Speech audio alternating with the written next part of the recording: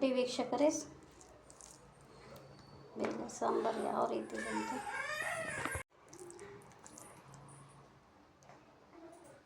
ಮಾಡಿದ್ದೀವಿ. ಅದಕ್ಕೆ ಹಸಿಮೆಣಸಿನ್ಕಾಯಿ ಟೊಮೊಟೊ ಸೇರಿಸ್ತಾ ಇದ್ದೀವಿ. ಟೊಮೊಟೊ ಹಸಿಮೆಣಸಿನ್ಕಾಯಿ ಸೇರಿಸಿ ಸ್ವಲ್ಪ ಅರಿಶಿನ ಪುಡಿ ಹಾಕ್ತಾಯಿದ್ದೀನಿ. ಬೇಕಾದಷ್ಟು ನೀರು ಹಾಕಿ ಬೇಯಕ್ಕೆ ಹಾಕ್ತಾಯಿದ್ದೀನಿ. ಇದನ್ನು 3 ವಿಷಲ್ ಕೂಗಿಸ್ಬೇಕು. ನೋಡಿ, ಸಾರಿಗೆ ಒಗ್ಗರಣೆ ಹಾಕ್ತಿದ್ದೀವಿ. ಒಂದು ಎಣ್ಣೆ ಹಾಕ್ತಾಯಿದ್ದೀನಿ. ಸ್ವಲ್ಪ ಸಾಸಿವೆ ಹಾಕೋಣ. ಸ್ವಲ್ಪ ಜೀರಿಗೆ ಹಾಕ್ತಾಯಿದ್ದೀನಿ. ಈರುಳ್ಳಿ ಹಾಕ್ತಾಯಿದ್ದೀನಿ.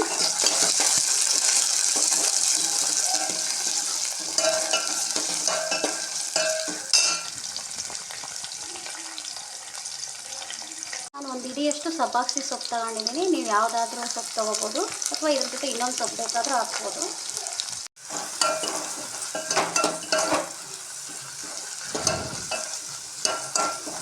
ಸೊಪ್ಪನ್ನ ಒಗ್ಗರಣೆಯಲ್ಲಿ ಹಾಕಿದರೆ ಟೇಸ್ಟ್ ಚೆನ್ನಾಗಿ ಬರುತ್ತೆ. ಬೇಳೆಯಲ್ಲಿ ಹಾಕಿದರೆ ಟೇಸ್ಟ್ ಚೆನ್ನಾಗಿರಲ್ಲ, ಫುಲ್ ಬೆಂದೋಗ್ಬಿಡುತ್ತೆ. ಒಗ್ಗರಣೆಯಲ್ಲಿ ಹಾಕಿದರೆ ಬೇಯುತ್ತೆ ಸಾಕು. 3 ವಿಷಲ್ ಬೇಯಿಸಿರೋಂಥ ಬೇಳೆ, ಟೊಮೊಟೊ, ಹಸಿಮೆಣಸಿನ್ಕಾಯಿ ಹಾಕಿ ಕೂಗಿಸ್ಕೊಂಡಿದ್ವಿ. ಸ್ವಲ್ಪ ಅರಿಶಿನ ಪುಡಿ ಈ ರೀತಿ ಸ್ವಲ್ಪ ಮಾಡಿ ಈ ಒಗ್ಗರಣೆಗೆ ಹಾಕಬೇಕು.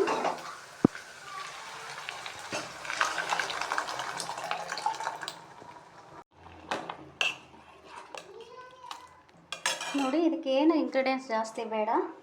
2 ಸ್ಪೂನು ಸಾಂಬಾರು ಪೌಡ್ರ್ ಆದರೆ ಸಾಕು. ನೋಡಿ, 2 ಟೇಬಲ್ ಸ್ಪೂನ್ ಸಾಂಬಾರು ಪೌಡ್ರ್ ಹಾಕ್ತಾಯಿದ್ದೀನಿ.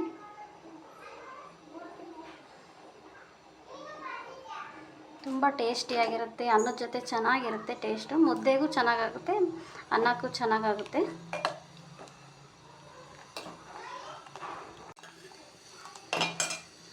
ನಾನಿಲ್ಲಿ ಟೊಮೊಟೊ ಒಂದು ಹಾಕಿದ್ವಿ. ಹುಳಿ ಸ್ವಲ್ಪ ಹಿಂಡ್ತಾ ಇದ್ದೀನಿ, ಒಂದು ಒಳಕ್ಕೆ ಒಂದು ಅರ್ಧ ಆದರೆ ಸಾಕು.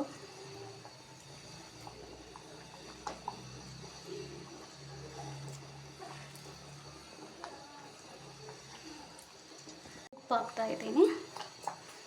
ಸಾಂಬಾರು ಕುದೀತಾ ಇದೆ, ಚೆನ್ನಾಗಿ ಕುದಿಸಿ ಇಡಬೇಕು.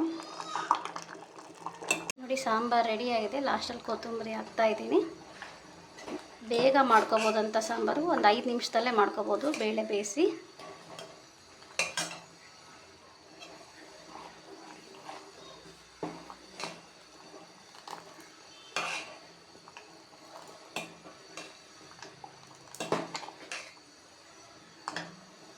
ನೋಡಿ. ಇದೇ ರೀತಿ ನಮ್ಮ ವಿಡಿಯೋಗಳಿಗಾಗಿ ನಮ್ಮ ಋತು ರುಚಿ ಚಾನಲ್ನ ಸಬ್ಸ್ಕ್ರೈಬ್ ಮಾಡಿ, ಶೇರ್ ಮಾಡಿ. Thank you.